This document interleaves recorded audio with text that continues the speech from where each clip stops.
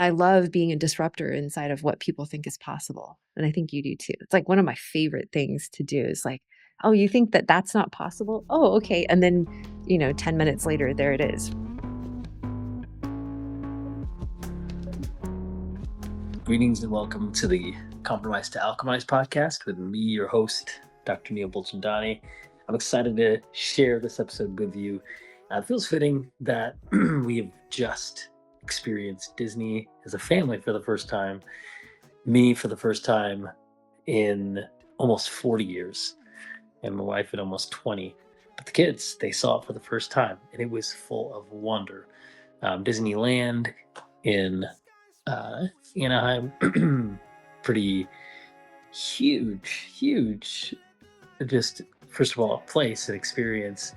Um, it was very magical, and I think there's almost too much to say about it, from what it was like to behold it, to go through, experience what we could in one day, because there's so much of it to experience, and then to be caught up by like looking at our kids, seeing how much they enjoyed it all, but also it's just being filled with the wonder of like, wow, it's not even so much the individual parts of it. It was fun to kind of see what has happened in the park since, you know, for me, 1987.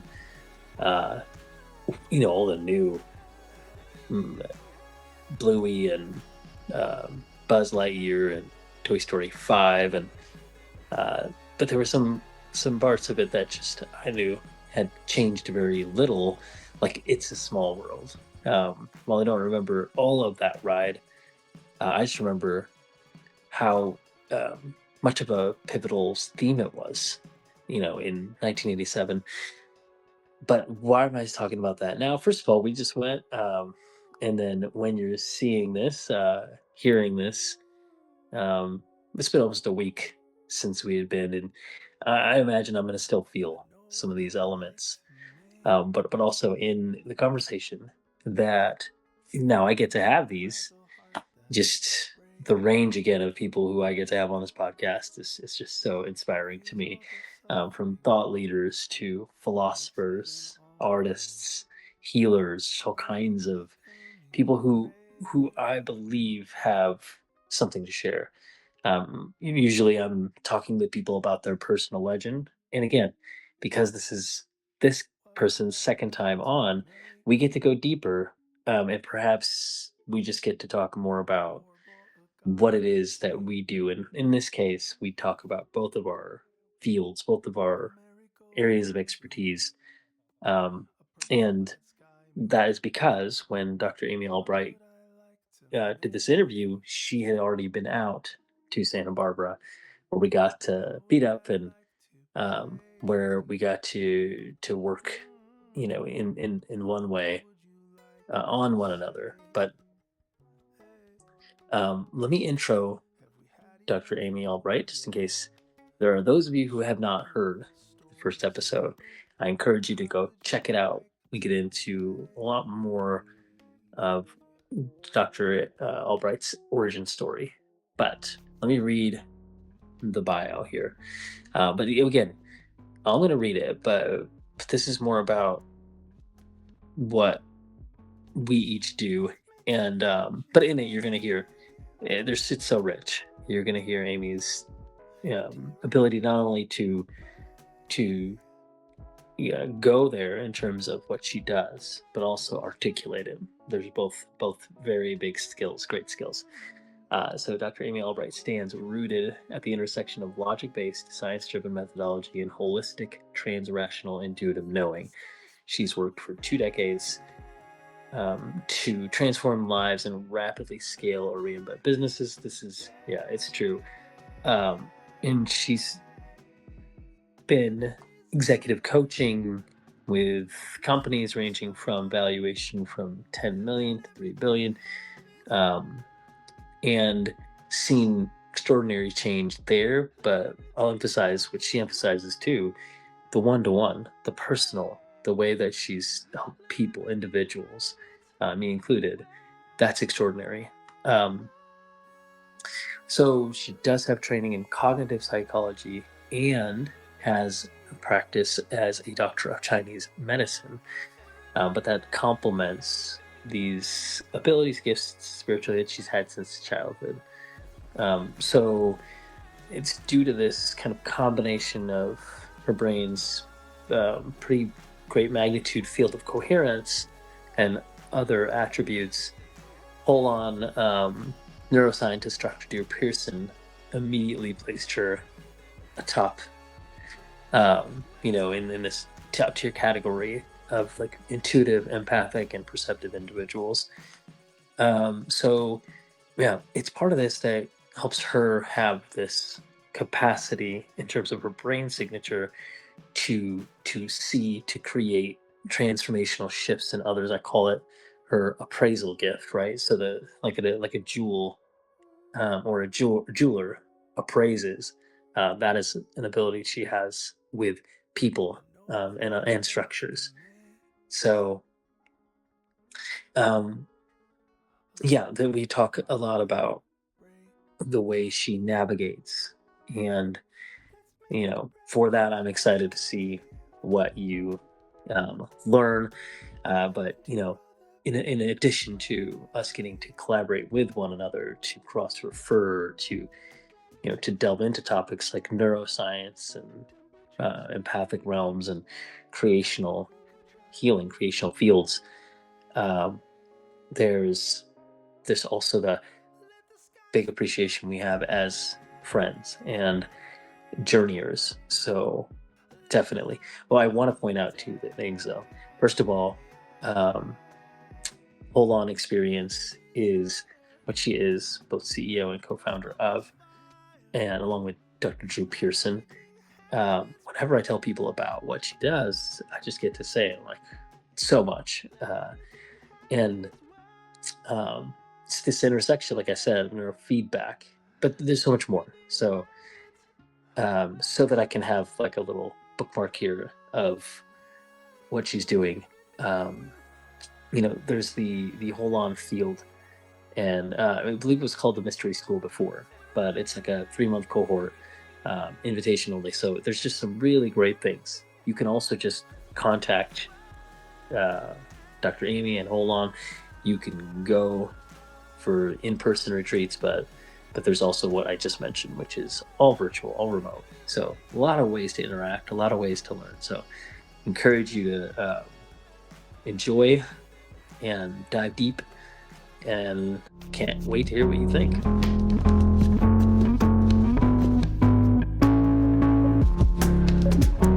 Well, Amy, it's so good to have you on my Compromise to Alchemized podcast for a second time. Uh, and I've really just like enjoyed our conversation up until hitting the record button. So it was so good to catch up with you since we were here together in person in Santa Barbara in my office.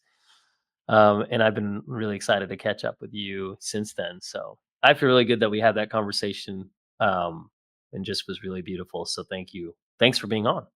Yeah, absolutely. I would say that in addition to knowing each other as professionals and colleagues and doing one podcast and now our second and even having an exchange of our work with each other, I really enjoy our friendship and our ability to discuss really vast and deep topics and move through them with the grace and ease that we do. There's such a familiarity. So I'm excited to bring that today to the listener, to the listeners that are out there, and also just to dive into this conversation with you for whatever it will hold.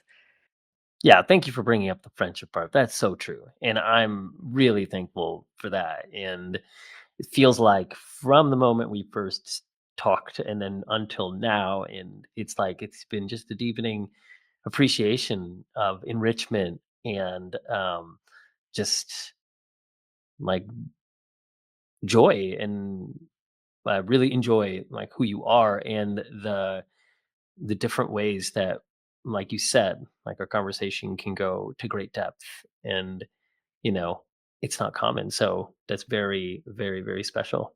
Yeah. Yeah. I think that it comes from being two incredibly tapped in people with a lot of Mhm. resonance. Something else that I wanted to say is that since being in your office in Santa Barbara, I forget now how long ago that was, a couple months or so ago, my life has been deeply changed. Like my physical ability to navigate through the world without pain and without feeling, to use your word of the show, compromise has Mhm. been massively changed. You know, the I suffered from a horrific car accident, a 70-mile-an-hour impact that was nearly head on about 25-ish years ago. And since then, I've had a lot of instability in my C1, my first neck vertebra as it connects to my head.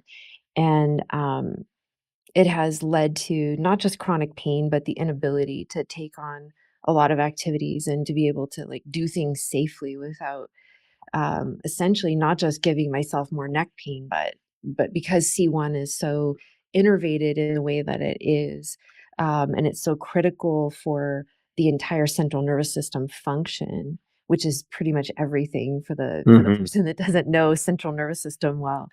Um, I feel like that I am no longer unstable there. I feel like I can go and lift a huge amount of weight, and I've been training at the gym in ways that I haven't been able to do in such a long time. I've just dropped so much um, tension out of my jaw, out of my face, but also just even every other area of my body. And the way that you did all of that, I can't wait to start to just be able to unpack it, because I feel like that if somebody hasn't received your work, they have no idea, because there's not a construct for it. You're not just a body worker, and you're not just a like jaw and airway kind of person. It's incredible the way that you unlock and unwind um, these mechanisms and pathologies and issues in the body. You'd test something in my mouth, and then you'd go down and do something to my knee, and then you'd come back up and test something on my mouth or in my head or whatever, and it would be completely different. I'm like, wait, how does my knee? I'm a doctor of Chinese medicine. I understand Right. meridians. I understand correspondences. I understand Mhm. fascia. I understand all these things, and I could not make any sense of what you were doing. And luckily, very early on, I just within the first few minutes, I stopped trying to figure any of it out, and I just melted into the experience.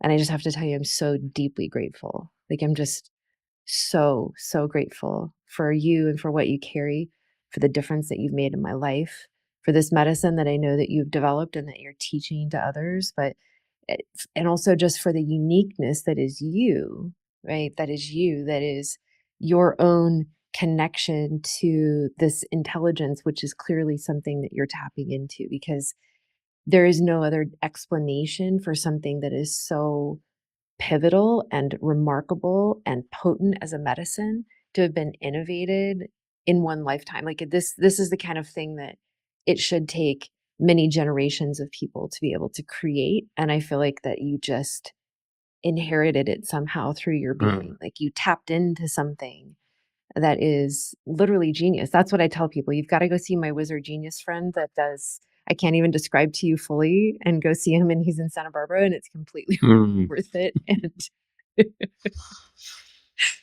incredible. Oh, I love Incredible. that. Yeah. Well, first, I was and am so, relieved and happy about how much it has helped you, because I know it helps people, but each person I want to know, like, is it really going to like get to the crux, the core, that nexus of what has been holding things back? Or like in your case, you mentioned the instability, and I was like, I could theorize from what I knew and then what I felt and what we did. Um, and it's a journey. I know that was a journey, even to like have your body settle into an understanding of how to receive the alignment. And you both did, like, took my recommendations post experience on how you could bring regulation to your system, and you implemented your own. You're such a diverse healer and looker into other systems. You involve some of what you already know to help calibrate your body to feel more secure, and so that you could even appropriate more of our work to your system. So I think I want to speak to like, that's just gives me great joy. And then two, you're such an appraiser. I know I was telling you that I see you as that. And I like the word appraiser for you, because I think of like an appraiser of jewels, of gems, of, you know, and I see a blue gem. I don't know if that's me or if that's you and you seeing people, but it's like this gem that you look at and you see all the different facets of it. But you're not just using your eyes to see what does this gem look like. You're able to see. So I think you're able to see the work that I do and how it is a big part of what I love to get to convey, but also how I'm tuning into something that was ancestral and before me and beyond me. So you're seeing all of that through this facet, of the gem, and then you look at the other facets, and you're seeing the way light, the purity of it, the nature of it, because you already have studied all of this, where this came from on this planet or where else. So I think Mhm. an appraiser knows so much, but that's of a gem. And you're talking of a healing art, and then of a person who's heralding it, or what I'm streaming through. So you're very multidimensionally and very multifacetedly, if that's an adverb I can use in this moment, able to tune in and tap in to see things and know people. Um, I'll talk more about that in a little bit, but I felt really known and understood even in our experience together of you acknowledging what was happening even inside your body. It's like you know a lot, so you could go to a lot of places to ascertain what was happening. And I could really feel that. I was like, wow, you're really feeling a lot. I was feeling so much. Yeah, I was really feeling a tremendous amount. You're right. I do have a lot of framework. And I also, just as context, I move into each healing scenario, not necessarily with full skepticism, but not Hmm. necessarily full trust either, right? Like I trust you as a human, but how do I feel in your care? And I felt very guided. I know you to be, and I think this is something that you're describing in me when you're talking about my capacity as an appraiser. I think that we both have that ability to understand on an intellectual level, and we have a vast amount of context because you went through medical school, I went through medical school, but we have studied so many things outside of the direct course of study that we were required to, and we've Hmm. done that in traditional academic settings, and we've also done that um, in just our own interest, following our own interests down like the breadcrumb trails of everything. And so, as two massively educated and both lifelong learners who have a vast understanding of a lot of different things that create a huge amount of context, that's where we met and that's where we're understanding each other's work from. And so, when you're speaking to me as an appraiser, I have the ability to understand your work inside of the context of all of the other multitude because that part of the education that I've also received is from receiving healing work from a milieu of people over the decades, right? Hmm. And always finding the best of the best, like really being able to go and see the expert of this and the person who has invented that system and whatever. And I've met a huge amount of fantastically gifted folks during that time. Hmm. And it's given me an insight into how healing and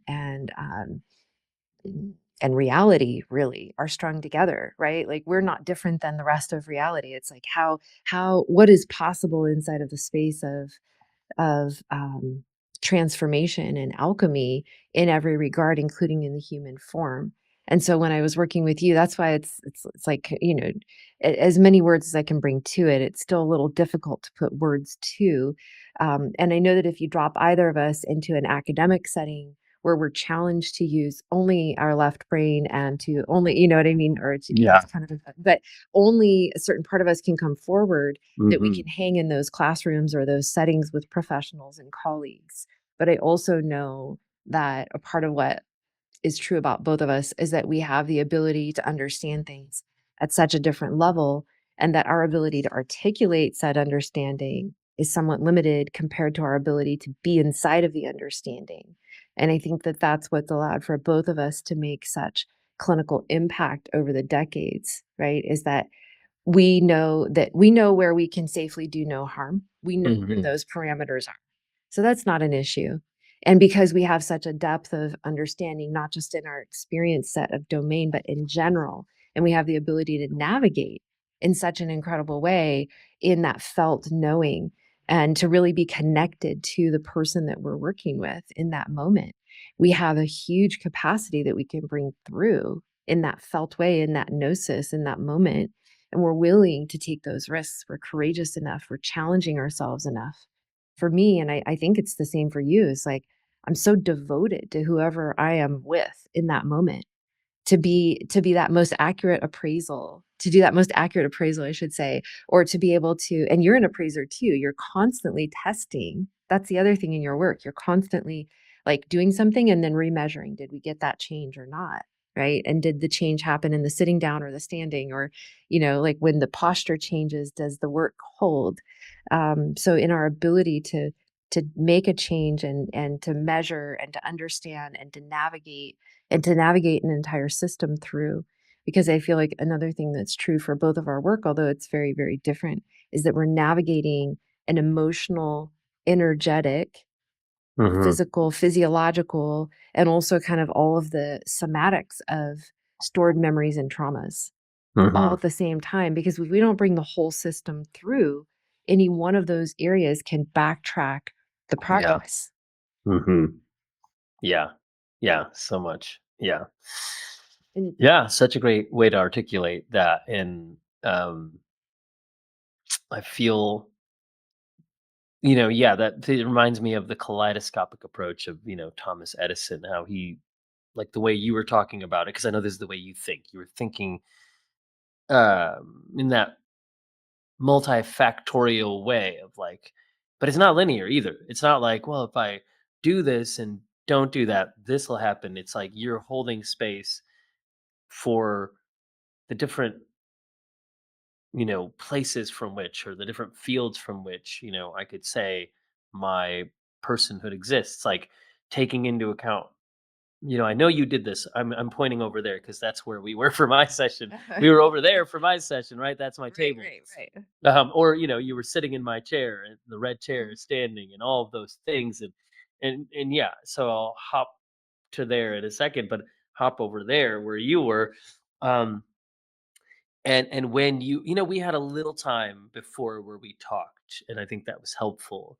But as it was in the moment of the kind of the time in the session, and just call it a session, is almost like to make it seem so singular, in that expansive time together, in that container of time together where you looked into and saw the fabric of what was behind the kind of way that I was thinking, and my goals, or at least like my aspirations of like, how do I want to approach, some of the problems that I see before me? And I brought those to you in one way of like, I'm experiencing this and I really want, and I even think back to some of the conversations we had before this time together, where you sensed some of the things that were coming from me in terms of what I was doing and the work I was putting out into the world, and you sensed that I needed to and I wanted to expand the horizons of what I even know is possible on an output level,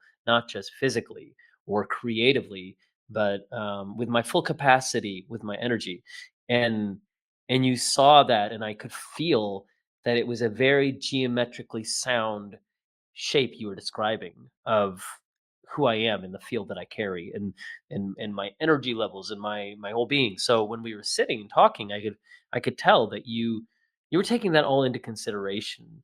Um and from very tactically and from a very practical perspective, you were saying like the different things that related to the emotional ways that I was feeling, and my mental framework and my physical framework, and some of that I told you, some of that I didn't. So you were able to see and feel and sense into some of these parameters that you were able to like. What I was surprised by in our time together was not those things. I'm like, I could tell you do that, and I know from the work that you've done with people and others, I know that you've been able to look into so many different aspects of what makes somebody up in their whole health, mental, physical, emotional well-being, and more.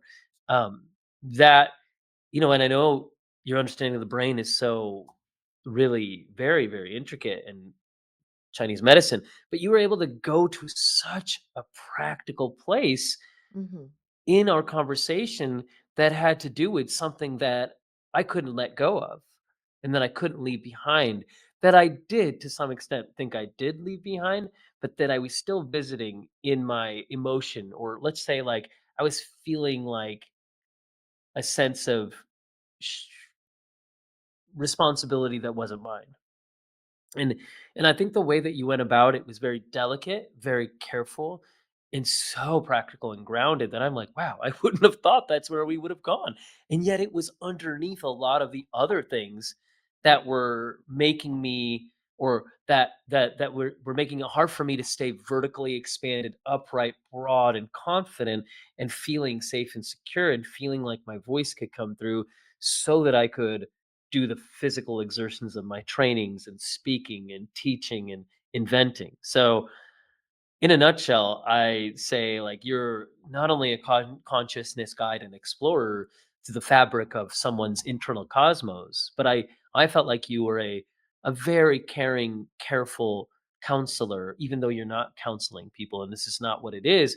The counselor word for me comes back to, I'll say, Counselor Troy on Star Trek. Yeah, Um, yeah, yeah. she's an empath, right? And I felt like when I saw Star Trek growing up, and I saw Counselor Troy, I'm like, I wanna live on that ship. Of course, I wanna be like Captain Picard or hang out with him and all the things, like, I wanna explore space, but wow, I felt both, like, kindred to Counselor Troy because I recognized from an early age I could feel, sense, and have empathic abilities, but I'm like, why don't we all have Counselor Troy in our lives? And I didn't tell you this, but I'm like, "Wow, you're like Counselor Troy aboard the starship of the most famous ship on the planet, and beyond, and it's gonna go where no ship has ever been, and it's gonna have a fleet aboard it that's gone through the most extensive training in astrobiology, and who knows what Star Trek's, what the people on Star Trek and all of the fleet, what they study in Starfleet Academy. They never really tell us. They have to study quantum physics and astrobiology and all that, and xenobiology. But I feel like you could hold space for that fleet easily. And I felt like Mm. perhaps I was there on that ship and you were that person and more able to go there because you could come to that place of empathy or empathic abilities, but that is just the beginning. So, yeah, Mm. interesting. That's fun. I'm gonna have to watch more about that particular character. I can't say that I know that character so well, but I feel like that what you're describing is true. Um, I take I take a look into who someone is at the depths of what is possible, right? Like at the soul level, if that resonates for someone. I look at who they are and what they're capable of. I'm asking I'm asking questions that they don't know to ask for. I'll ask the person, what is it that you want, or what is it that you're trying to solve? But what it is that I see most often goes far beyond what they even know to ask for. Like the what is possible is usually much bigger. And also, Mhm. the what is holding them back seems sometimes like it's not a part of their awareness, or it's not that big of a deal. Or, like you were saying, I thought that I had moved through that thing. And it's not that I have to spend a lot of linear time to sort this stuff out, because the guidance that I have, the way that I know how to navigate, the way that I've trained myself to be in 25 years of practice is so lightning fast that I just kind of hone in on things and then very quickly dismantle the blocks. And Mhm. I do it in such a way that is not, it might be a little bit disarming in a certain way, but it's always extremely kind and very held because I Mhm. come from such a deep place of love. I one Mhm. time recently had another person tell me, I'm sort of afraid or intimidated by you, Mm. which I appreciate the honesty, right? He's like, Mhm. because I feel like that when you look at me, you see right through me. And I said, yeah, I do. But the thing that you need to know is that there is a greater quantity and capacity of love than there is of sight. And so everything is safe. and I'm here as your deepest ally in that regards. And and so for you, I know how much you trusted me inside of that, and many people do right away. I think that that's a piece of it, is that I can,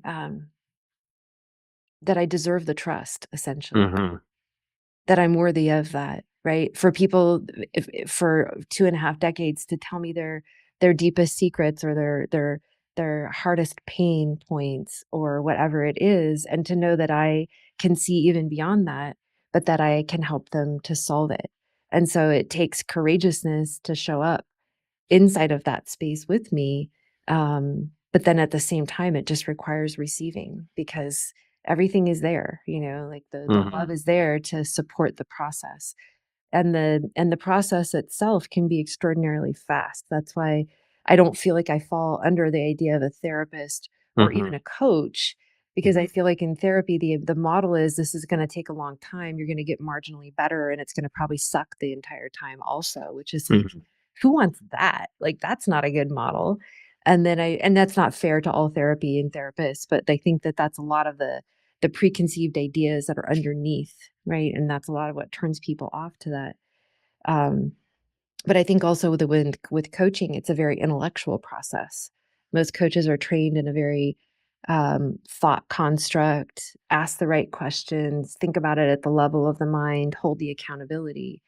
And I feel like that model essentially lends toward people having to work harder, more accountability to do more with the same amount of time, and they're essentially exhausted and overspent to begin with. So I'm not saying that there's no fruit to that model either, but this is a completely different thing. And I really love your word appraisal, because what I've another way I've been saying it is bringing people into alignment with the truth of themselves, like Mhm. who they in particular actually are, and how they are designed to live, and what is or isn't holding them back inside of that, and what their unique possibilities are, and being able to move through that matrix of the entire being, and make sure that there's nothing that's holding them back. um, and to be able to do that very quickly, because when, for instance, I found the area that you were surprised that we settled upon, it didn't take very much time, and the amount of shift that it created inside of you, um, was really tremendous. I Mhm. know that from that one, period of time together in person, session, as you call it, it was weeks of integration, not in a bad way, but just it needed to settle in. Mhm. And you continued to watch yourself expand during that time. Yeah. Yes. And I think for me, what I felt was continue to expand, continue to find myself recognizing that I didn't shrink or compress, or Mhm. that I didn't find myself crumpling in any way, like I did before, and I was just thinking of like what do I think has happened too on a physical framework? Well, I think I have um worked through diastasis recti abdominis on myself, ab separation. And it's kind of like, well, a little bit of a everybody's born with it, all babies. And Stanford says by the age of 5 that diastasis should cohere and come together. The linea alba should come together so that all kids, we'd have integrated abs. It's not just a thing that happens with postpartum moms or surgeries. So navigating that with a lot of patients, I didn't really understand that though, and I didn't even know really that that was true. But when I look at what brought me tremendous healing physically in the past, it was through working on my diastasis intuitively with movement and breath and sound and meditation. That was physical though, and that felt really good. And I felt like upright more, and I felt like I didn't collapse, and my breath, my diaphragm, all this stuff worked better. And but you know what? In my emotions, I still had a tendency to collapse in moments. Yeah, yeah. So I think just as developmentally, it's normal for us to cohere that valley or that separation by the age of 5 or so. um, I think, emotionally, I still hadn't, or there was some element. of the correlate energetically that I hadn't cohered and developed through. Right. So I felt like your work brought the energetic and emotional part of that, or, I just felt like it brought me and it gave me the ability to stay upright with my posture, Mhm. very specifically, more Mhm. easily, and to stay more regulated with my nervous system in instances that have come up even as recently as yesterday. And I found, wow, and I was, you know, recognizing that I feel steady and Mhm. I feel good. Um, I think I still felt like, ooh, I still feel emotionally like the pain of something, but physically, I feel really good. And that is Mhm. different. I know. Mhm.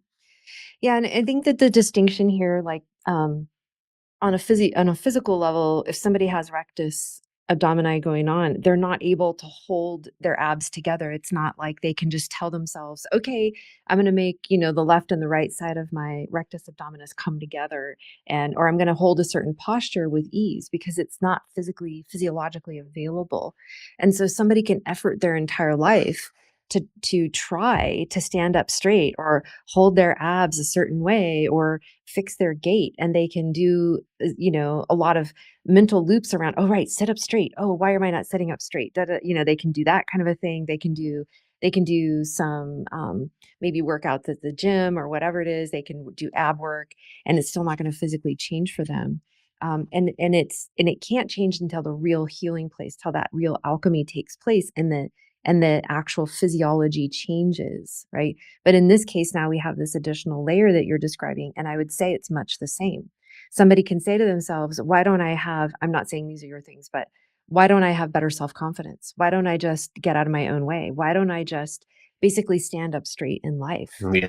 Yeah. And they can give themselves crap for not doing it. They can know that they're doing it. They can maybe know they don't know all the ways that they're doing it, but they know some of the ways.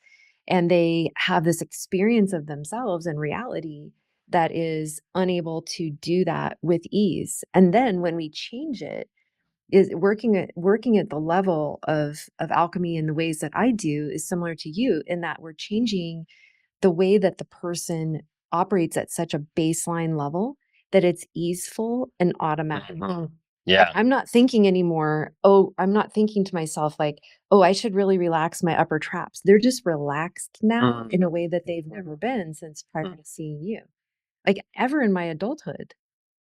Right? Mhm. And so they're just like that now. And it's not because I'm doing a lot of foam rolling and, Theragun or whatever. Like, it's just that it's like that. And Yeah. how you got me there is through a complex yet sophisticated and in your mind really simple methodology, I know.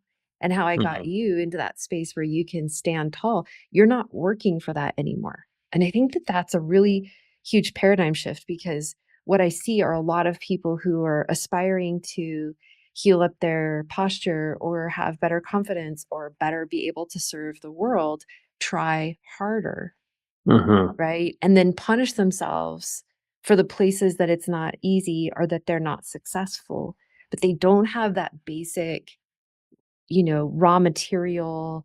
The elements are not, the components are not there and fully assembled, and yet they're inside of a shame cycle, or they're inside of a futile, this is futile, I'll never get there, it's not possible, or this is just the way it is. And all these kind of belief structures start to get even more reinforced, because for every day that we live inside of that thought pattern or that physiology pattern or whatever it is, we really believe that that's what truth is. That's what we believe we're allowed to have in this lifetime, or that's just the way that life is in general. Like, we shouldn't aspire for more. um, and I love being a disruptor inside of what people think is possible. And I think you do too. It's like one of my favorite things to do is like, oh, you think that that's not possible? Oh, okay. And then, 10 minutes later, there it is, right? Like, it's just, and you have that for the rest of your life, by the way. You're Yeah. welcome. Yeah, that's right. It's a really fun version of mischief, is what I like to call it, Yeah. because it's the benefit of, not only do they get that physiological or emotional, like that new state of embodied ease, but they actually get that they don't get what reality is, Mm. right? And I think that that's one of the biggest gifts that we can give people is change things so foundationally and so alchemically where they really they can't slide backwards with it. And then have them understand that that too is applicable and possible in probably countless numbers of ways in their life. Should they choose to believe in that? Should they choose to allow it, to perceive it? And that's just really fun. I call it mischief. It's you, I mean, you hear it, you see it as healing and possibility, but to me it Yeah, feels a little mischievous because it's like, yeah, yeah, what is reality? Do we really yeah, know? Maybe we shouldn't be so sure that we know.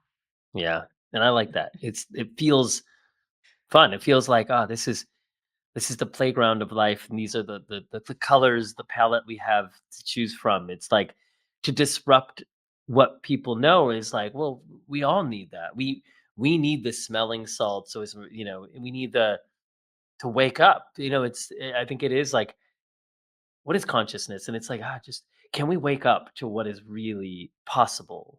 What's here? And what do we mean by here? The here that I am, or the here that I can go to, not just closing my eyes and that's the automatic answer to an ethereal realm, but it's more like, wow, what is this tapestry we can lay a hold of if we allow ourselves to let go of what we might have believed?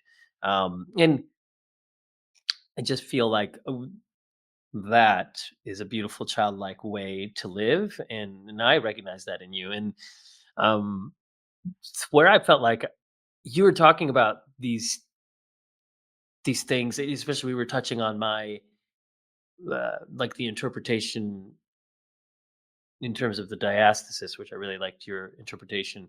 And I would say, like, if I go to the instability that you were talking about that you've had, and if I can mention the hyoid as like a main player in some of that, it's like, so in one way, it's like this Atlas C1, I feel like it's, Atlas carries the burden of the world, the earth on his shoulders, this, Right. obviously this mythology discussion. But I think a lot of us feel like our C1s are supposed to support us in so many ways. But when they're unstable, our worlds go crumbling and our nervous system does go into disarray. And I know for Mhm. you, that's been a problem. And I do recognize, I think, like to personify this world of the upper cervical area in that, like, C2 is known as like the axis and the one who Mhm. turns the most for us, and it's right underneath an occiput. That's the shelf of the skull, but it's like it's Earth, and that holds this vast potential of life that we have, brains at least. And but but the hyoid doesn't get much. It's the undersung hero, to play on words, because the hyoid is the bone, the throat Yeah. bone responsible for speech, swallowing, chewing. It What it is recognized at is a really important bone that is held in place by a C or a tapestry of muscles and fascia, not connected to any other bone. However, it's right in front of Yeah. C3, 2, and when it's that bound up because of the mouth and what was going on in the mouth in utero, then the hyoid goes into this state of, often it's anterior on the left, which then binds itself through the thyroid hyoid ligament to where the thyroid gets fixated.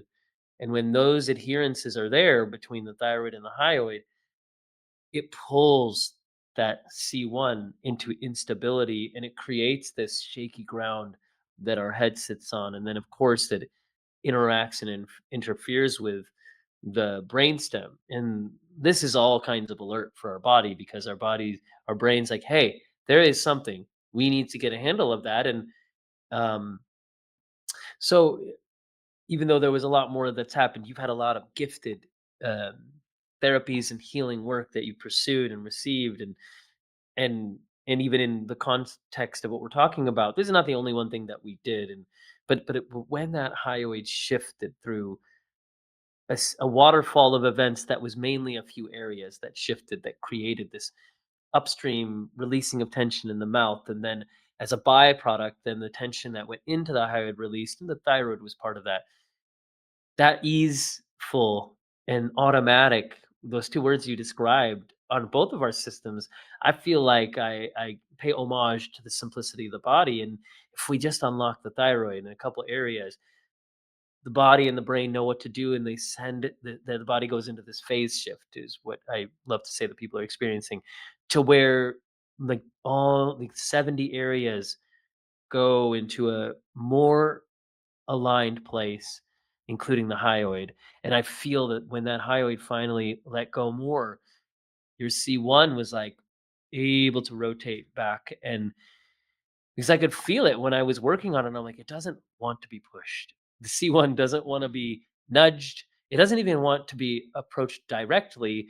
And this sometimes is a good example of like sometimes we can't go right to the problem, but we can look at what set that in place in the first place. And I feel like we, you know, stumbled across that together. And I don't mean stumbled in a clumsy way. We happened upon that together in our session to where your hyoid shifted, and then there was so much more ease in your C1 and your system. And so I think you speak to it when it is complex and sophisticated.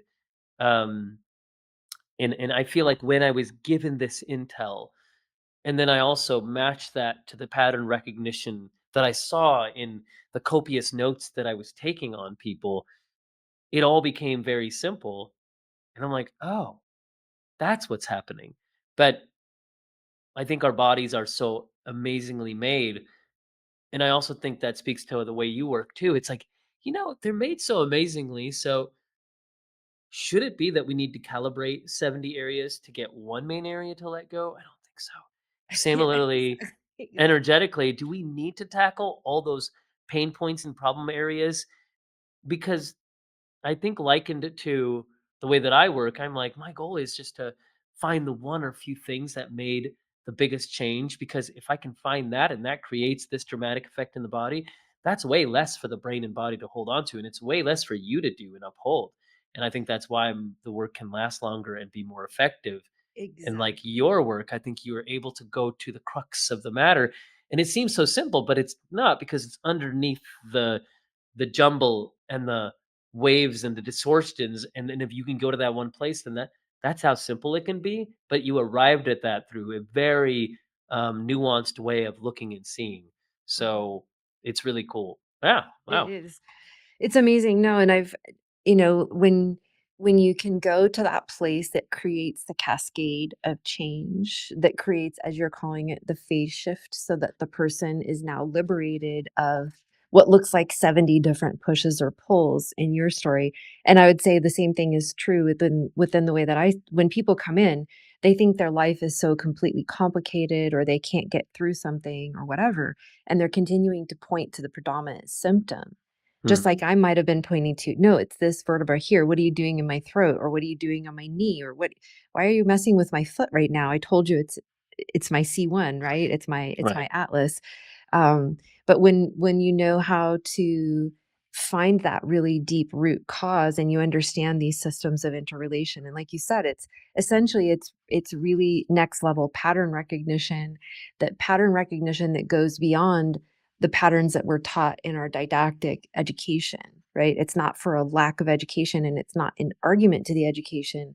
It's actually taking everything that's understood, that we've kind of perceived and learned through learning from other people or books, or whatever, all these different Yeah. formats, and being able to say, okay, and I'm looking for the needle in a haystack. I'm literally looking for, where is the miracle? How do I find that shift? Where is the one thing? And I feel like I'm a bloodhound on it, is the way I describe it. When I'm Hmm. working to find the root of something, I'm listening to things and following things that, sometimes the person that I'm working on doesn't understand why we're headed in that direction, or um, and then we find the thing, and then it's kind of like the one block that brings down the Jenga tower, but the Jenga tower in Hmm. this case it's wanting to be brought down. Like, that's Right. the very thing that's causing them the pain, is this architecture that doesn't work for them, that they can't see the way through, and that they could argue with or push and pull the symptomology around, and that could be the symptomology in either of our story of their body, but also their way of being, Hmm. because you helped me to shift my nervous system as much as you shifted my body, right? There's not one, it's not one without the other. These are not actually separate systems. And so the same thing is true with the work that I'm doing, when I help to shift somebody's perception of reality and help them to actually change that energetic structure that was holding that pathology in place or that patterning in place, they change in their body. They change in their, like, everything changes because it's all one system. Mhm. Looking for the miracle is very different than looking to check off the boxes of a certain healing system, right? Mm. Or not Yeah. really, it's a level of engagement also. It's full presence. And that's something that I know you're calling out that you witnessed with me, but I was really witnessing with you is how full, fully present we were, because you worked on me for what ended up being many hours in one day. And much of that time, we weren't talking at all. And, and I could feel your absolute full presence, and if in whatever dreamlike world I would kind of wake up out of, because it was such a deep healing state that I was often in kind of a not asleep and not awake space. And I would, just open my eyes and look over at you. It was like, wow, you were so focused. You were so um I could sense how deeply you were sensing. Let's put it that way. It wasn't just that your mind wasn't wandering. It Mhm. was how deeply, deeply focused you were.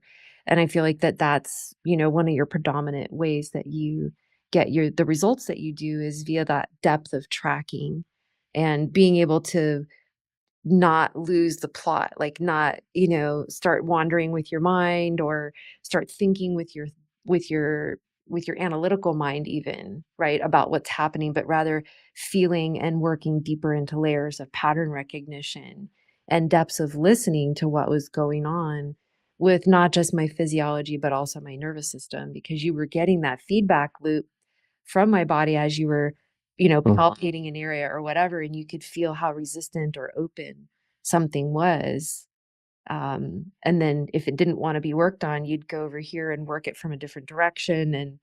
And it was really incredible to watch. It felt like and to experience. It felt like um almost like getting through an escape room or like solving a Rubik's cube. Like you have to be many, many moves ahead in a certain way and do everything in that right sequence and be fully aware of everything that's gone down and also what's wanting to probably happen next and not be attached to any of it and be fully present and have all of the wealth of education in the background running to know where you're at and what you're really looking at, right? In the experience. So yeah, it's I feel like we could literally talk for another hour and still only begin to scratch the surface of what what it is that each of our systems, what it is that we really do.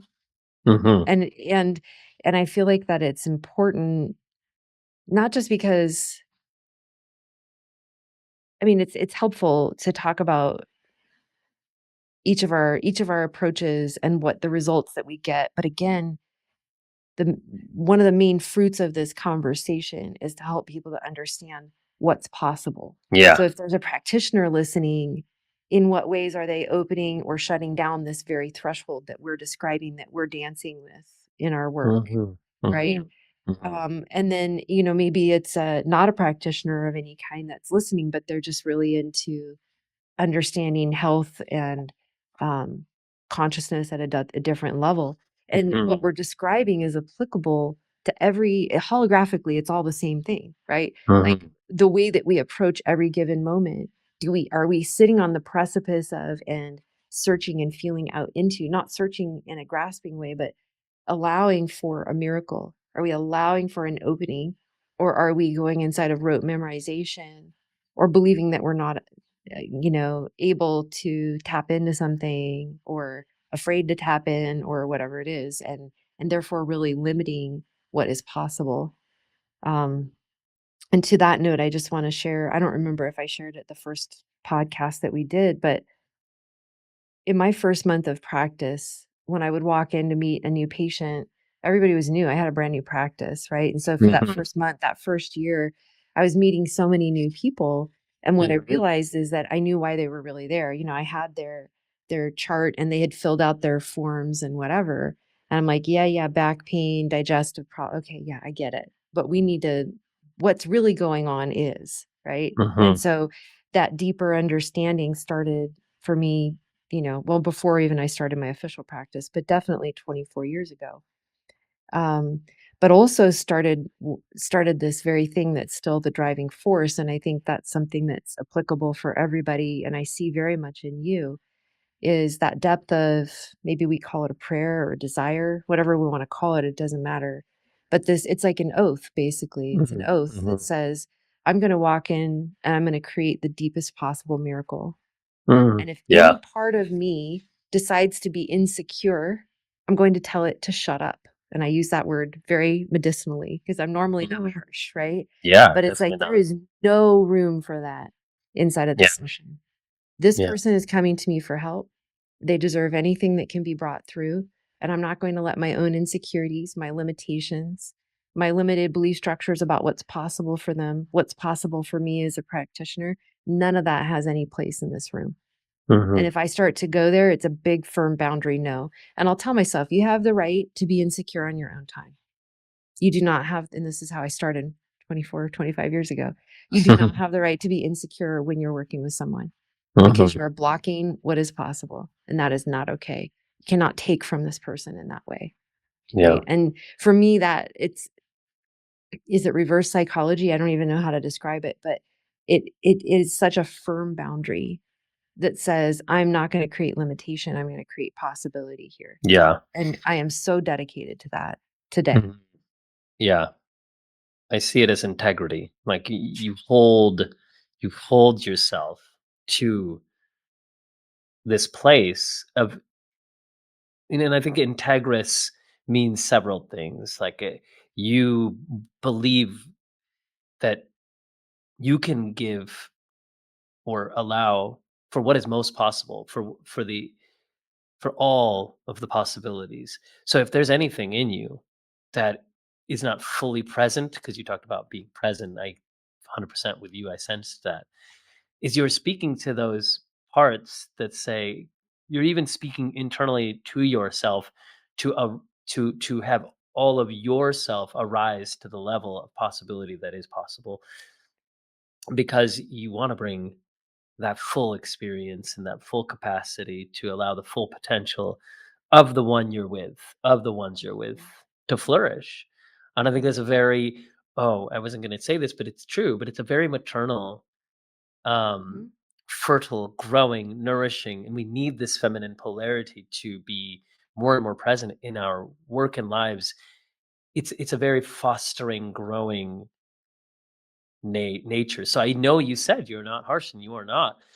And in one way, it's like, but but a maternal instinct does not allow to grow what shouldn't grow, and it then nourishes what should. So I think you're Absolutely. very tribal maternal in that way, in that moment that you described, and I felt that, and I want to go there more and more. I do feel like I tap into that too with the intuition, the flow, the staying present within a moment to me looks like utilizing the full capacity of who I am and what I am so that I can visualize and sense and feel. And if I were to do this, what would the body do? And it shows me no. And so I say, well, I go there, and then my fingers feel and the tissue responds. And then in visualization, I see another area of the body free and open. And I'm like, good. And so it's to follow the river, follow the Mhm. fluid, follow the flow.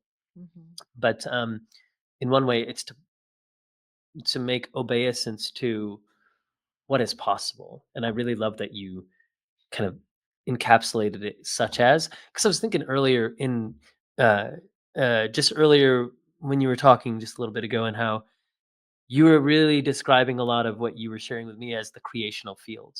And Yeah.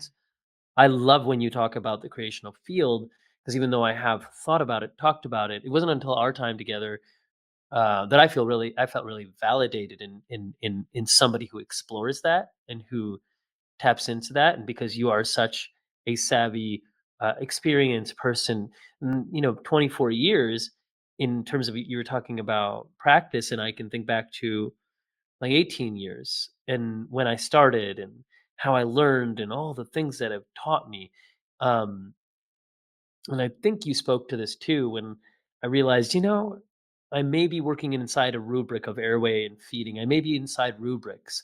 However, I know what I'm doing deep down is not that, and it is not necessarily the need for labeling something, but I do know that when you explained more articulately the creational field, I'm like, okay, yeah, I could Yeah. settle in more to Yeah. that. So I mean, I think you really, even like as you navigated through what it was like to experience my session, you were kind of giving us a really good description of that. But I feel like I would love to hear you share even just a little bit more on the creational field or what comes to you in that.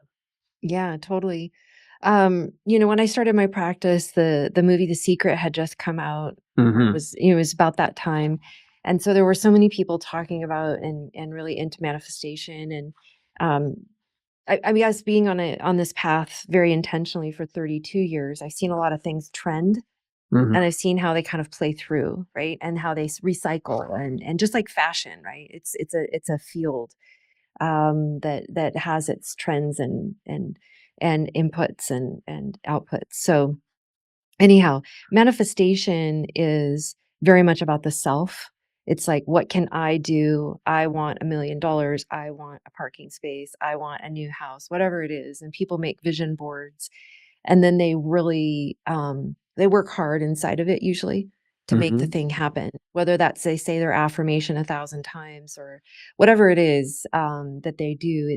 It's typically fraught with a lot of effort, and it's typically the benefit is just for that individual, and it's going to typically create things that have already been created as well, Hmm. right? Other houses have been bought, other cars have been bought, whatever it is. When we look inside of a different landscape, and this is why I'm so absolute with myself, that harshness of like, shut up. Like if I was going into insecurity, I knew the damage that that would do, Hmm. because you can work inside of manifestation with insecurity and you can flicker in and out, back and forth. But when you work inside of the creational field, you actually have to be at a 0 point in Hmm. order for it to work, which means there is no room for the noise, the chaos, the discontentment, the insecurities, all of those things. They need to be Hmm. completely cleared. And so that absolute voice that I was describing is really only directed at me. I'm never like that with somebody that I'm working with, but I am Right. like that with me because of that level of integrity. When people can drop into that creational level, they're working with 0 point energy. So for people that are familiar with that from a quantum physics perspective, we're working inside of the capacity to transmit and relay information faster than the speed of light and in ways that don't make sense to our logical mind. They're still being proven through in science. We're not there yet with science. Science always trails the truth because truth Hmm. actually got started before humans started. See how Hmm. that works, right? Yeah. So I love science. I know you love science, but I do not pray to the false god of science, Right. because humans run science and science Hmm. is flawed and it's slow. It Yeah. just is by Yeah. nature. I was studying to be a researcher. I'm very aware of how slow it can be. Um, Yeah.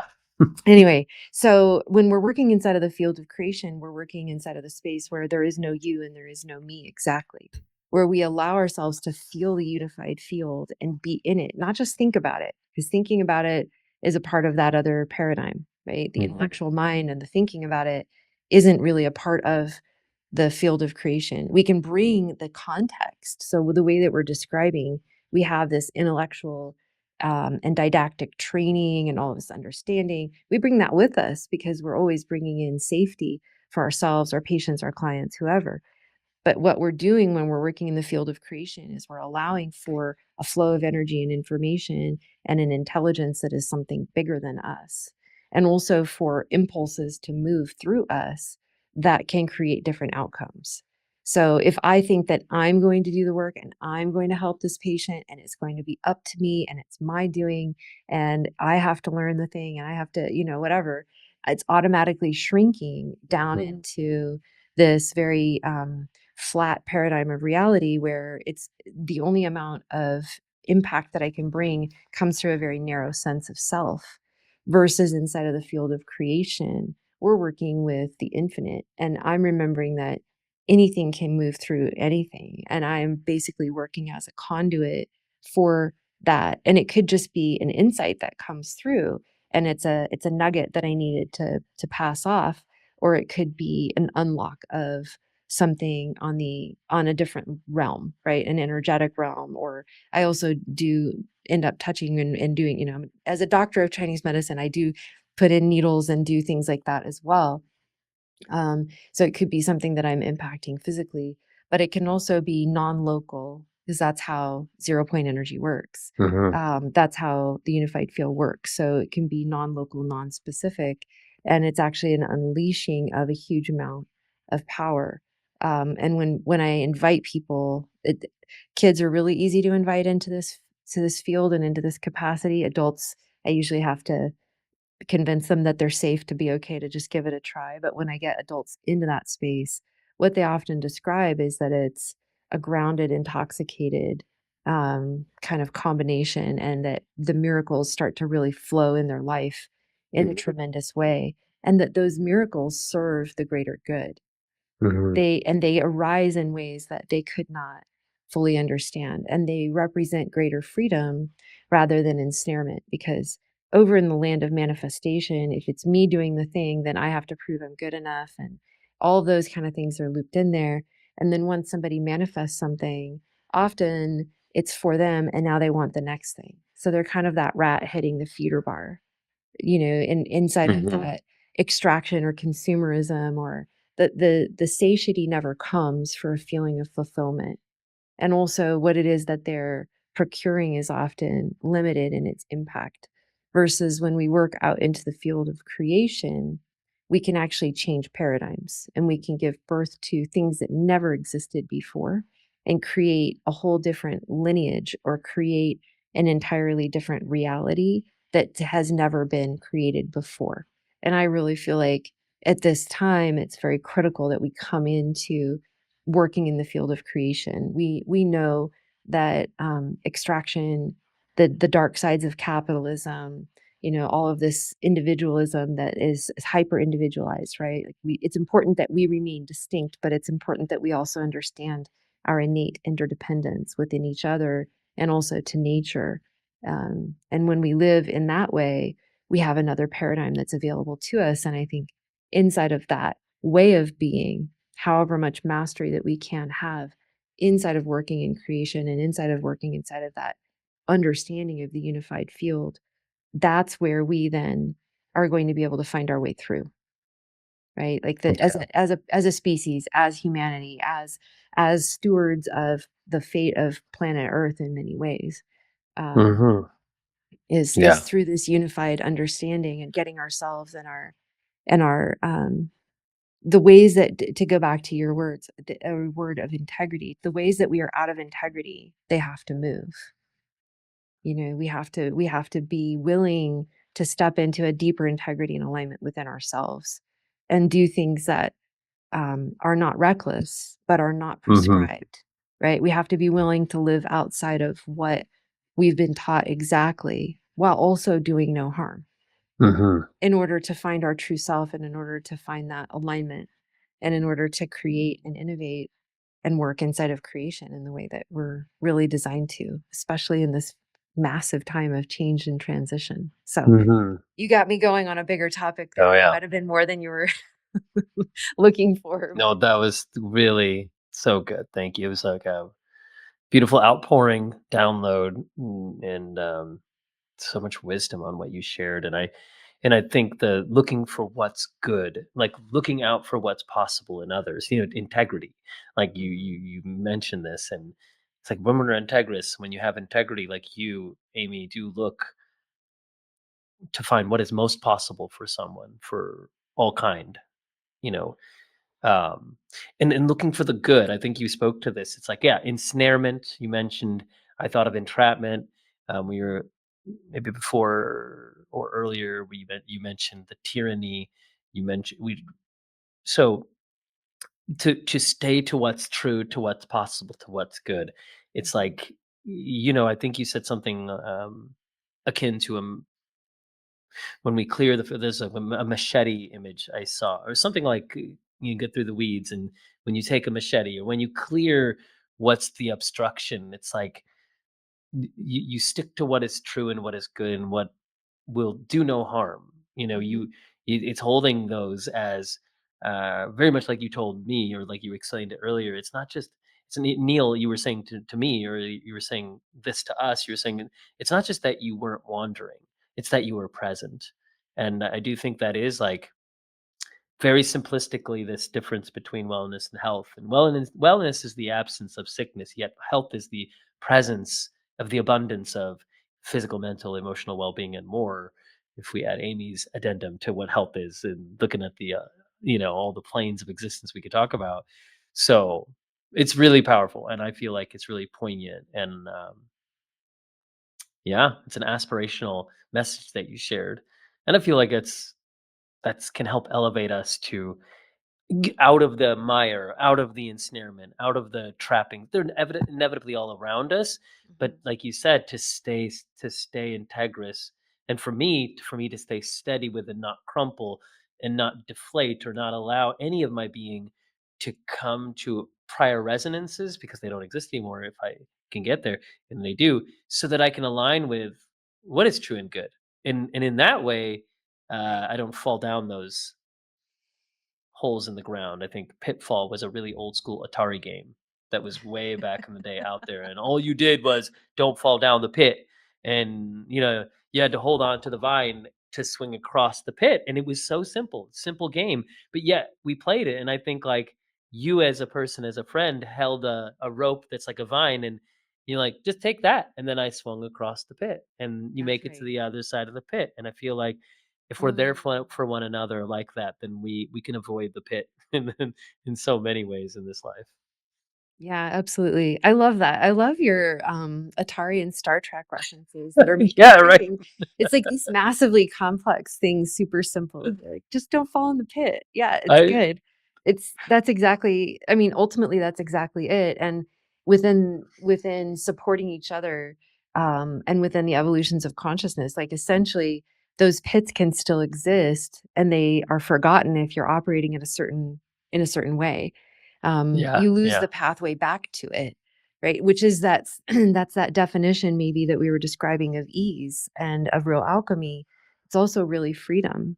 And I Mhm. think that, this conversation is so big and deep and wide, but I just want to continue to encourage ourselves into the courageousness that this kind of conversation takes. I think that what we both know as practitioners, and I think that probably a lot of the folks that are listening as well, is that we are taught to stay within the confines of what is standard of care or Mhm. what we are supposed to talk about. And the people that stay inside of those confines rarely do anything that actually changes things, right? Like, how far can we innovate? What is actually possible? What are we actually designed to be doing and giving of ourselves to here? And is it staying inside of those boxes of smallness? Because it takes risk for people to talk about these things or to decide to be that present with a patient and to navigate into turf that they have to be able to hold for themselves if they're going to be able to hold that for the person that they're serving in that moment. So yeah, this all takes something more. And what I've seen again and again in working with a wide variety, I mean, I've worked with everything from billionaires to CEOs of massive multi-billion-dollar companies to pioneers and visionaries to extremely extraordinarily gifted healers and everything kind of in between over the years. And um, I think that for all of us, we do have to be, we were talking about there's a certain kind of tyranny that's out there and it can be wrapped inside of kindness. We can be taught even the most beautiful healing arts and then also be taught that we should be fearful to speak truth and to do anything that might uh, expand or even reject some attributes of it. I remember in Chinese medicine school, the teaching was you only get a certain amount of jing or life force energy, and that's it. And it's Mhm. a bank and you're spending it, and there's no replenishing it. And I fundamentally rejected that from the start. And I'm like, that's Mhm. not, Yeah. I get it that that was the understanding Right. when that was created 1,000 years ago. And it's beautiful. Yeah. And I can take that perspective in is on one level, it could be true, but also it doesn't feel true to me. And so, maybe that makes my doctors of China, like the other people that are in my specific Yeah. profession roll over and they're freaking out and whatever. That's Mhm. okay. they can have a freak out, like I'm going to Yeah. continue to create things in such a way that fall in alignment with what I know to be true. And it's okay for me to be a disruptor of that space because it is in the name of service, like the deepest of service, and to continue to be courageous in that way. Because all this talk of, how we're even describing the work that we're describing here today, um, it is coming outside of those boxes and sharing that not just with each other behind closed doors, right, where nobody else would know about it, but also sharing it publicly. And I think that what I'm seeing is that this is a time globally for a lot of people to utilize their voice, and to share what they know. And Hmm. we actually really need each other so that we can avoid those pitfalls and so that we can level up, to use another Atari, like go to the next level, Hmm. as a united profession of people inside of healing arts of all kinds, of doctors of all kinds, and also as a united humanity. I mean, do we really have the right to be quiet right now? Do we have the right to not innovate right now, is another way to say it, Hmm. when so much is changing. And it's not because we need to be martyrs, but because we actually serve ourselves. Because when we're not doing what it is that we're designed to do, we suffer as individuals. But we don't necessarily correlate that individual suffering that we're having on whatever level of our experience of reality with our non-expression or our incomplete expression Hmm. of what Yeah. it is that we're meant to be uncovering and discovering together, in our practices and sharing. So that's something that I really want to leave people with. And I'm still working that edge internally every day, Mhm. Yeah. you know? Yeah. It's No, huge. it's huge. Yeah.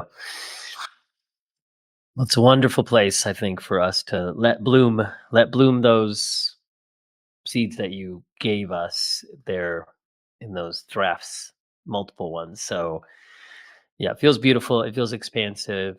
I've really enjoyed this conversation with you, and unless you have more, to share, you let me know. But that feels like a lot to ponder, to like cogitate on, and just let permeate through, to continually expand. Um, and also, like you said, I kept hearing the word withhold.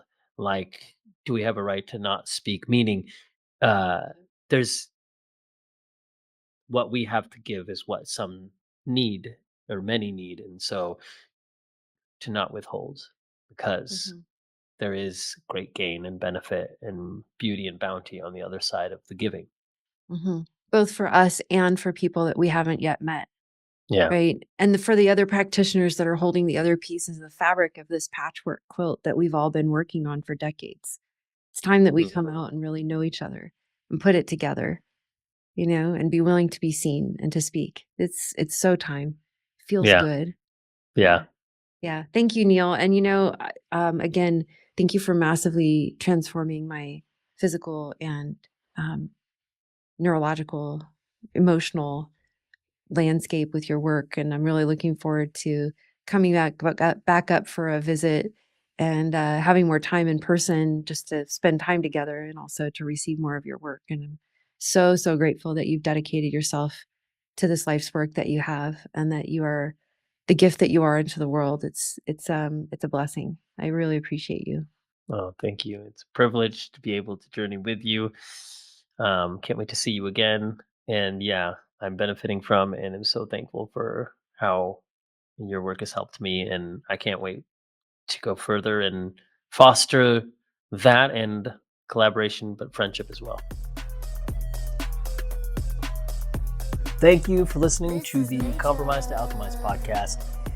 Really excited to thank Jessica from Lunalux for the music, this track called Major. I want to thank Toshi, who originally did the design work for my cover art.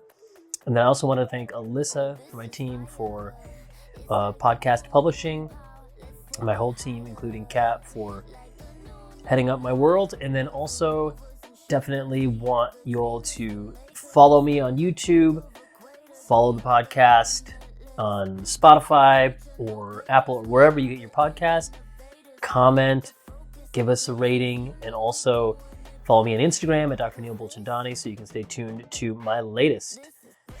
Thanks so much, and you have an amazing day. This is major.